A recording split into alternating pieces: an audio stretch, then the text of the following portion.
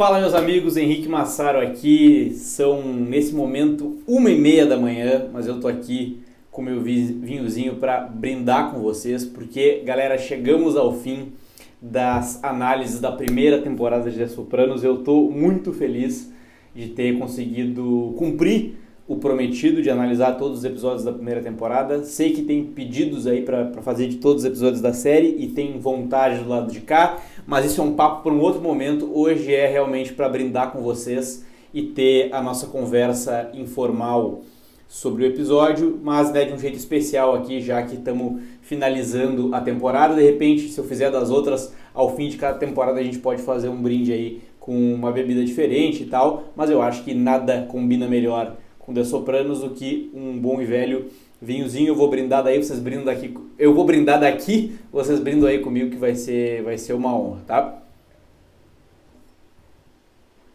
Gente, tô gravando isso aqui no feriado, por isso que eu tô acordado até tão tarde, mas eu também não queria esperar mais pra finalizar essa série. Tô louco pra ter esse papo aqui sobre o 13º episódio. Espero que vocês já tenham assistido ao meu vídeo análise, né, que foi publicado nessa quinta-feira. Esse vídeo aqui deve estar saindo na sexta, mas como sempre aqui, hoje é um papo mais informal para a gente conversar, né, sobre detalhes, curiosidades e questões de bastidores sobre o episódio, referências. Eu só tem muita referência boa e cara, esse episódio não é diferente, né? O 13º, ele é o episódio com a nota mais alta da primeira temporada. Eu não diria que ele é meu preferido. O meu preferido ainda é o 11º, se não me engano, que foi o episódio em que o Pussy desapareceu, né? Eu acho que eu diria que é o meu preferido. O 12 também, o 12º, da Isabela, é muito bom. E todos são muito bons, né? E esse é muito legal também. E esse foi escrito apenas pelo David Chase, né? O criador da série. E teve a direção do John Patterson. Esse episódio, ele tem o título dele, a gente pode ficar pensando, né? I Dream of Ginny Cusamano. Eu sonhei com a Ginny Cusamano, que é a vizinha do Tony, né? A mulher do Cus, que ele chama, né? A Ginny nem aparece nesse episódio. Ela apareceu poucas vezes na série e nem o sonho aparece.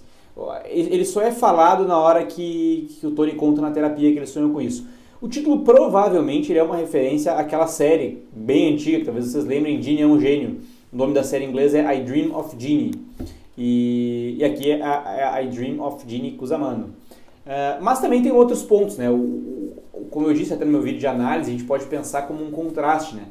Um certo jogo de oposições ali. O Tony no episódio passado, ele tá muito assim, abatido, deprimido e tal, e ele pensa, ele tem um sonho no qual ele sequer consegue se relacionar sexualmente com aquela mulher idealizada. E nesse ele se relaciona de forma bem selvagem, pelo que ele conta aqui. Inclusive ele imagina que a Ginny tem uma bunda que ela sequer tem, como a própria Melfi diz, né?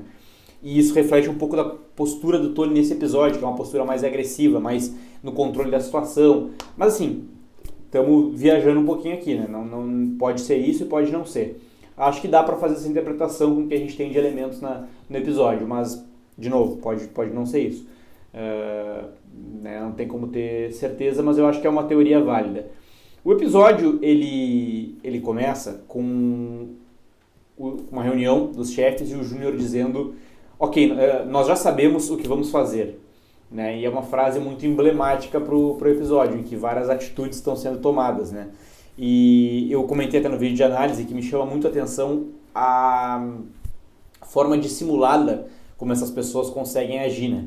O Tony, ele já desconfia muito, tem praticamente certeza que o tio dele mandou matar ele odeia o Mike Palmice, ele espancou o Mike Palmice uma vez, mas mesmo assim ele beija o tio, cumprimenta o Mike, que cumprimenta ele de volta com um sorriso no rosto. O Mike que odeia o Tony sabe que o Mike odeia ele, mas eles todos ali são personagens desse teatro que eles concordaram em participar, né? Mas isso sempre me chama a atenção, como eles conseguem ser frios, conseguem ser figuras monstruosas e animalescas várias vezes, mas eles conseguem ser frios quando precisa. Quando eles vão eles bolam o plano para eliminar o Jimmy Altieri. O plano é perfeito, como eu disse, porque eles fazem de um jeito com ele não pode colocar a escuta, não dá primeiro que não dá tempo dele colocar, né? Porque o Christopher sequer deixa ele se trocar. Em segundo que não teria como, porque ele tá pensando que ele vai ficar pelado com uma mulher e tal, ele não podia estar com uma escuta, né? Mas é muito engraçado que quando eles estão conversando, ele pergunta: será que eu botei colônia, perfume suficiente? E o Christopher diz: sim, você cheira como se o Paco Rabanne tivesse escalado sua bunda e morrido. Paco Rabanne, né, a marca de perfume famosa. Então é uma das frases bem engraçadas. Essa cena em que eles estão no elevador, aliás, uma curiosidade, tá? Ela não foi filmada num elevador de verdade, isso não é um elevador. É uma porta falsa, que tinha uma pessoa fazendo um movimento para parecer de elevador. Isso foi filmado num palco lá do próprio Silver Cup Studios, né, onde The Sopranos era filmado muitas vezes, não foi numa externa nem nada assim. Eles simularam a existência de um elevador. Muita gente até hoje tem dúvida se o Jimmy Altieri era de fato um delator, porque spoiler, a gente vai descobrir depois que o Pussy também era um delator, né? E aí muita gente se pergunta, será que o Jimmy era mesmo? Porque uma prova cabalística não foi mostrada. Nunca viram ele usando uma escuta. Até quando o Tony manda o Paulie matar o Pussy, né, nos episódios atrás. Mas que ele tem que ter 120% de certeza. Não mate ele sem ver a escuta. Tem que ver. Não, e ninguém vê no Jimmy. Né? Mas eu não sou uma dessas pessoas que duvida. Eu acho que ele era, sim, um delator. Primeiro porque ele dá muitos sinais. Ele fica pedindo para os caras falarem coisas, literalmente, para criar provas contra eles mesmos. Isso fica muito na cara. E quando o Silvio tá com a arma apontada para a cabeça dele, ele fala: God, Deus. Quando eles falam que eles sabem que ele é um rato, ele não nega. Né? Então, eu acho que fica meio evidente, assim. Mas muita gente ainda coloca isso em dúvida. E aí depois eles falam, né, uma frase que é engraçada também. Pega o Dolly, o carregador de piano, que é pra levar o Jimmy era um cara muito gordo, né? É muito engraçado. Gente, pergunto pra vocês, eu quero realmente saber aí, quero que vocês comentem aqui embaixo. Lívia Soprano está fingindo ou não?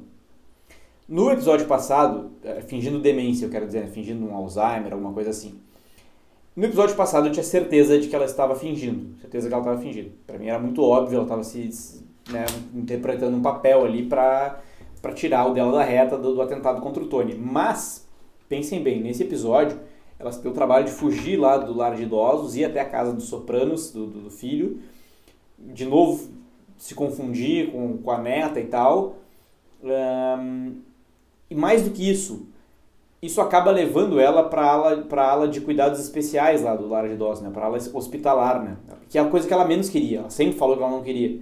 E no lar de idosos ela tinha certa liberdade de ir e vir, tinha o quarto dela e tal, aquela coisa toda. E agora ela não tem mais. Então ela meio que sai perdendo com isso, né?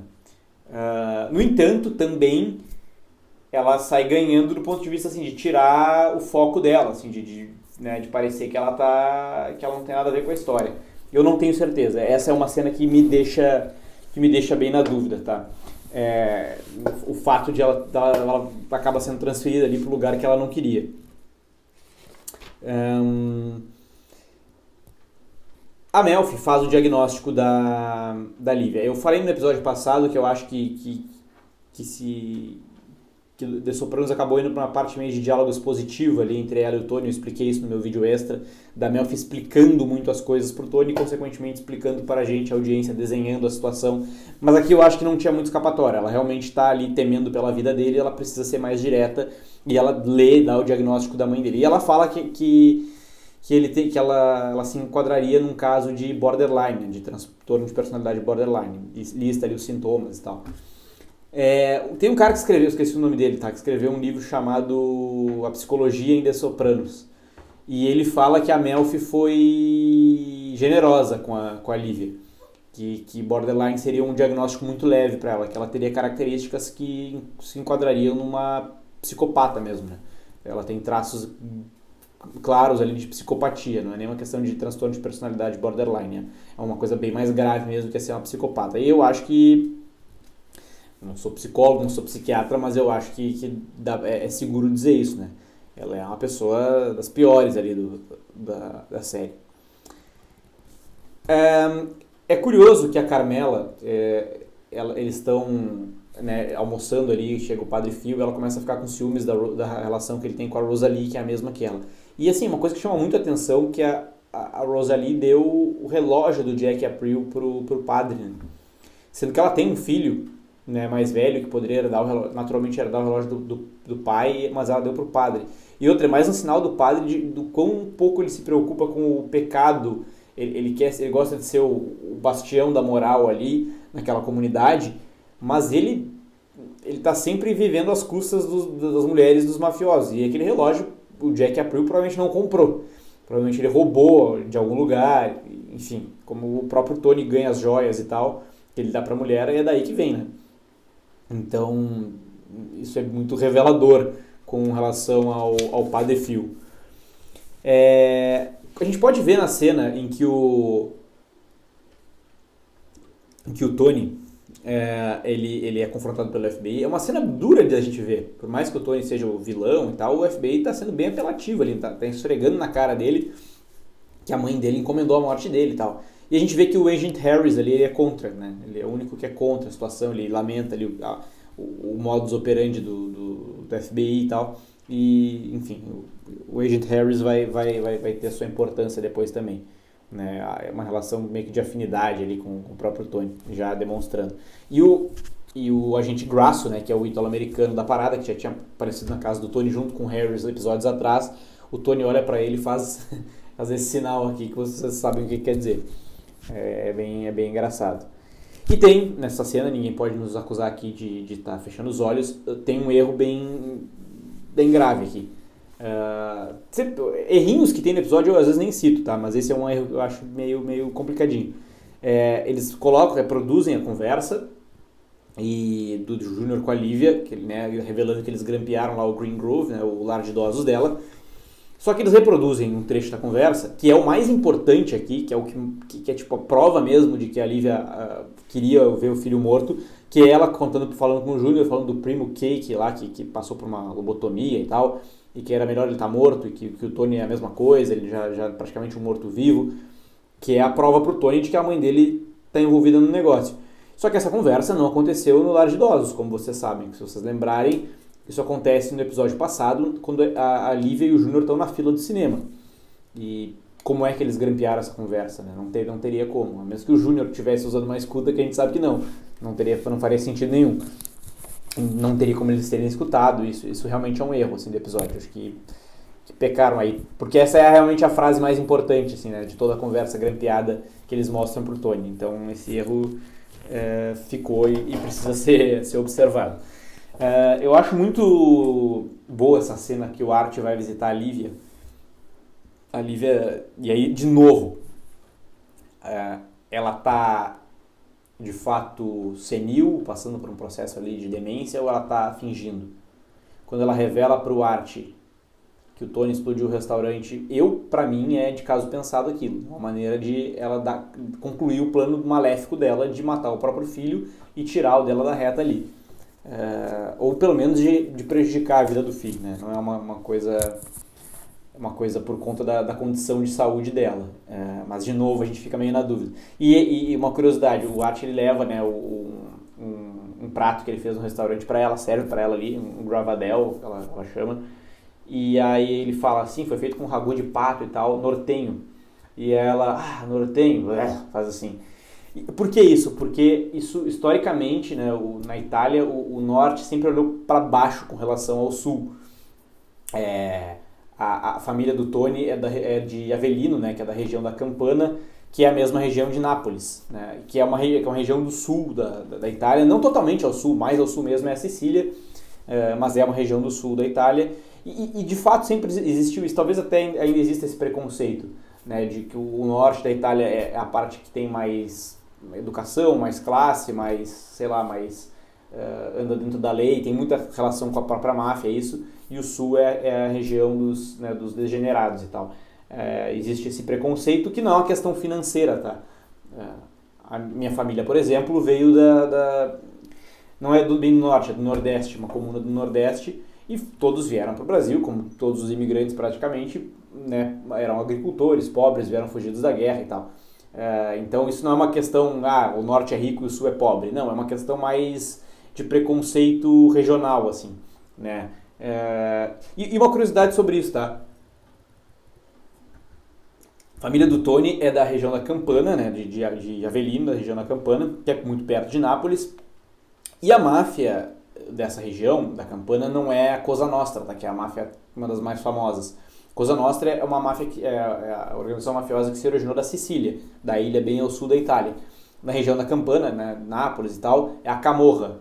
E existe ainda a máfia calabresa, que é um nome muito difícil de pronunciar, é em Adreta, da Trenha, uma coisa assim. Se alguém souber direito, pronuncia. É menos conhecida no Brasil aqui, mas essas são as 3 organizações mafiosas. Mas eles não fazem muito essa distinção, até porque a máfia ítalo-americana meio que não tem isso. Tanto que eles sempre dizem this thing of ours, essa coisa nossa, a Cosa Nostra. Né? Cosa Nostra é originalmente a máfia da Sicília, mas meio que nos Estados Unidos isso deixa de importar tanto. É só uma curiosidade mesmo, mas também é revelador que a região de onde a família do Tony vem é uma região que historicamente tem essa questão da máfia, né? Que é, como eu disse, a Camorra. E esse comentário da Lívia é por conta disso, tá? É uma curiosidade que eu acho interessante. Eles falam do velório do Jimmy Altieri e eles estão lendo no jornal, né? E eles meio que brincam com a situação e o Christopher diz, não, eles querem cancelar o velório, e aí o Christopher diz, eu já declarei que tem uma ameaça de bomba para cancelarem o negócio. E aí o Silvio fala, não precisamos tomar medidas tão drásticas. E é engraçado, porque eles assassinaram o cara, né? Deixaram o cara com um rato na boca, mas não vamos tomar medidas drásticas. E quando o Tony chega e ele revela que ele descobriu que o Júnior é o responsável por encomendar a morte dele, eles bolam um plano ali, não foi o Mike aliás, eles bolam um plano, eles vão acabar matando o Mike depois, mas um outro cara que eles vão matar é o Chuck Signori, né? Que é o cara provavelmente que estava mais envolvido e tal, também é um dos homens do Júnior. E aí eles perguntam, o Tony fala, passei no meu teste de barco, para dizer que eles vão matar o cara no barco. E aí acho que alguém pergunta, mais alguma coisa? Ele diz, sim, minha orelha arde. A orelha arde por causa do tiro, né, que ele pegou de raspão, tal, do vidro, do atentado contra ele no episódio passado, ele ainda tá com um curativo, mas também arde no sentido de tem alguém falando dele, tem alguém fazendo fofoca sobre ele. E de fato, na cena passada, tava a mãe dele lá contando pro Art que o Tony explodiu o restaurante dele. Então é uma frase muito bem colocada, né?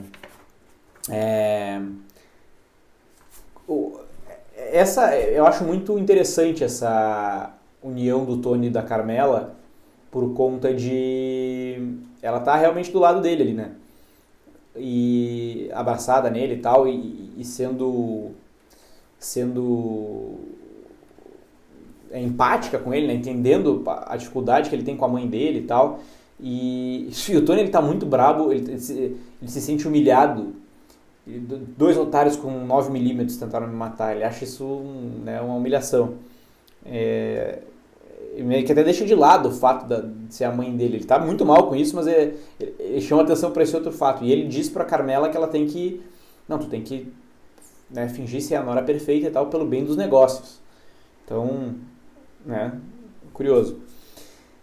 Bom, essa cena em que ele mata o Chuck, né, acho que é o segundo homem que o Tony Soprano aparece matando na série, depois de ter matado lá o cara no episódio do College, né, do episódio 5 com a Meadow. Tava tentando lembrar o nome do cara, mas me esqueci. Esqueci o nome dele. Petrulio, né? Petrulio, acho que é esse o nome dele. Fabian Febi Petrulio, é isso aí. E, bom, nessa cena ele vai matar o Chuck Signor, ele mata o cara à luz do dia, né? No pier ali, ninguém vê, é uma cena até meio, né? A gente poderia pensar assim, ele dá vários tiros no cara. Mas beleza, e ele tira a arma de dentro do peixe, né? Que é também, de certa forma, uma referência a dormir com os peixes, né? A questão toda do Poderoso Chefão, mais uma vez aparecendo, mas eu acho bem legal, assim, ele tirando a arma da boca do peixe e tal. Quando ele volta, né, eu não falei aqui sobre a questão dele se ameaçar a Melfi e tal, porque eu falei bastante disso no vídeo de análise, mas quando ele volta, a Melfi não quer atender ele e tal, e aceita conversar com ele. Mas olha como é curioso, né? Ela pela primeira vez ela senta à mesa, não senta na poltrona na frente dele. É como se ela não tivesse aí como psiquiatra dele, ela tá quase como um ombro amigo, assim. Eu acho isso bem curioso. E aí ele fala, né, do sonho, enfim. E ele fala pra ela que ela tá em perigo, né? Primeira vez ela cai na real que ela pode acabar sendo morta, né? Com essa guerra que tá acontecendo. E é engraçado que ela se dá conta, ela fala, meu Deus, pessoas serão mortas, né? E ele diz, não se preocupe com distrações. Uma galera vai ser assassinada aí, mas não se preocupe com distrações, se preocupe só em se proteger e em fugir. Eu acho mais uma frase bem engraçada. Quando o Art ameaça o Tony, eu acho que tem umas questões assim, ele mente, como eu disse, ele jura pro Art, que não foi ele jura pela vida da mãe dele. E como eu disse no vídeo de análise, porque ele basicamente não se importa mais com a própria mãe. A mãe dele meio que morreu pra ele, né? E também, porque ele não tá necessariamente mentindo. Ele diz, I swear, Art, I didn't touch your place. Eu juro, Art, eu não toquei no seu restaurante. E não é ele. Quem vai lá e toca de fato é o Silvio, né? Ele só ordena a coisa toda. Mas enfim, talvez dentro da lógica dele ele acha que ele não tá mentindo, né? Tem essa curiosidade. E... Bom, quando eles estão jantando com a Lívia, né? Tipo, a Carmela fingindo, né? Fingindo magistralmente bem ali e tal. Ela fala... A Lívia dá uma patada nela e ela fala, tipo, tu deveria fazer não sei o que. E ela fala, eu não tenho que fazer nada. Tá no meio da Carmela, assim. Já tá segurando ali, né? Com a sogra e tal. E ela, de novo, traz uma história trágica de uma família morrendo. Ela fala que uma família toda que ela leu no jornal morreu de triquinose, que é uma doença, uma virose que pode ser causada por carne de porco mal cozida. E ela tá falando isso porque eles estão comendo carne de porco ali. Ela acha que vocês estão querendo me matar. Mais uma vez ela larga uma dessas e o Tony fala, não, essa história foi a mesma história que tu contou já, aconteceu no ano passado, enfim. E aí ela fala, olha ele sabe de tudo. E aí o Tony só dá uma olhadinha pra Carmela, né? Ou seja, ele realmente sabe de tudo. Ele sabe de tudo que ela fez, ele sabe de tudo que está acontecendo.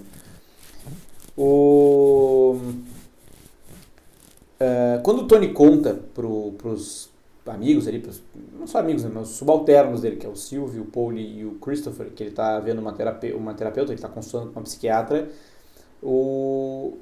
cara, pra minha surpresa, assim, eles reagem até que bem, né? O Paul conta que viu que foi num psiquiatra um tempo atrás para lidar com algumas coisas. Eu queria ser uma mosquinha para ver essa consulta, acho que devia ser, né, uma coisa no mínimo curiosa. E o Silvio chega, cara, essa coisa nossa, this thing of ours, é estressante e tal, o ideal seria que a gente pudesse conversar uns com os outros, falar sobre sentimentos, mas não vai acontecer, então talvez seja uma boa solução, né? Enfim, o Christopher não aceita, sai ali. O Christopher não aceitar, talvez seja porque talvez ele veja isso como sinal de fraqueza e também uma coisa que ele precise, né? E ele não queira admitir. Mas agora o próprio chefe, o cara que ele mais admira, assim, admira e segue, ele tá vendo uma terapeuta, assim, acho que ele não sabe muito bem lidar com isso. Quando a Carmela cai na real com relação ao Padre Phil, me dá uma dó muito grande que ela pega aquele macarrão lindo que ela fez e joga no lixo. Mostrando, inclusive, que ela não se preocupa nada com caridade, né? Ela poderia dar ali pra alguém, certamente em Newark tem várias pessoas passando fome e ela joga no lixo. Ela fez festas de caridade na casa dela, como para promover, arrecadar dinheiro para o hospital e tal, mas aquilo ali era tudo interesse para ficar bem na vizinhança, né? Isso acho que é mais uma prova, assim, ela simplesmente joga fora o macarrão porque ela tá brabinha com o Padre Phil. Cara, essa cena deles matando o Brandon ela é muito boa, né? Eu falei até que a primeira das duas cenas do Christopher e do Paul na floresta, a seguinte é no episódio Pine Barrens, provavelmente o melhor episódio de The Sopranos. Tem um vídeo aqui no canal falando sobre ele, inclusive, assistam. E E o Paul, ele é muito... Ele é muito hipocondríaco, assim. Ele se esfrega numa urtiga sem querer e ele já começa a coçar na hora. Sendo que demora algumas horas, eu acho, para o efeito da coceira acontecer. Até lá no final ele tá cheio de pomada no rosto, né? Por conta dessa reação alérgica. O Christopher, antes de matar o Brandon, toca no assunto do... Opa, antes de matar o Mike Palmice, eu falei Brandon antes também, né? Mas antes de matar o Mike Palmice, ele cita o Brandon. Agora sim, ele cita o amigo dele, o Brandon, né? Que foi morto pelo Mike Palmice. Que foi a primeira morte assim, mais impactante da série, se não me engano. Falei sobre ela aqui no episódio em questão. E o Christopher faz questão de lembrar do amigo dele, né? Muito embora ele tenha ficado com um ciúme meio estranho depois que o amigo morreu, porque o amigo acabou aparecendo no noticiário e ele não. Mas, pô, era amigo dele e ele faz questão de lembrar antes de executar ali o Mike Palmice, né? Que ainda, como uma cartada final, tenta dizer que foi tudo coisa do Júnior e tal, que não foi ele. Mas não adianta, eles matam ele com vários tiros, enquanto o celular dele toca, né? Provavelmente com a mulher ligando pra ele. Essa cena dos mandados do FBI sendo cumpridos, eu acho ela muito interessante, que ela é feita em ponto de vista, né? Do ponto de vista dos agentes. Que é uma forma, talvez, eu fiquei refletindo sobre isso, é como se a gente estivesse prendendo aqueles caras, flagrando aqueles caras em casa. Tanto o Júnior como o Larry Boy Barresi, e tem mais um outro que agora não lembro o nome. É muito curioso a forma como eles filmaram essa cena, né? Do ponto de vista ali dos caras do FBI mostrando o distintivo e tal. E quando a cena passa na televisão, o Tony muito, muito triste, olha, vê se pode isso, um empresário legítimo né, passando por isso e tal. Enfim, e que não cola, né? A própria Meadows sabe que, pelo amor de Deus, né, pai, não vem com essa. E quando eles dizem que o Mike Palmice até agora não foi encontrado e a mulher dele tá ali chorando na televisão, inclusive, né, num teatro, provavelmente já estava arrasada mesmo, mas num teatro, porque a última coisa que ele disse foi que ele me ama e tal, e na verdade não, eles estavam brigando, né, quando ele saiu pra correr. Mas o rosto da Carmela mostra que ela tá bem impressionada, porque ela sabe que isso é uma coisa que muito bem pode acontecer com o marido dela a qualquer momento. O Júnior sendo encurralado pelo FBI, me digam o que vocês acham. Ele não aceita ser um delator porque ele jamais seria um delator, ou porque o Tony ele não quer admitir que o sobrinho é o chefe? Pra mim, é as duas coisas, tá? Ele não vai admitir isso nunca, por uma questão de orgulho, mas eu acho que ele também é um cara da velha guarda que delator ele não seria, mesmo querendo prejudicar o sobrinho e tal, e eu acho que é uma coisa que ele não faria.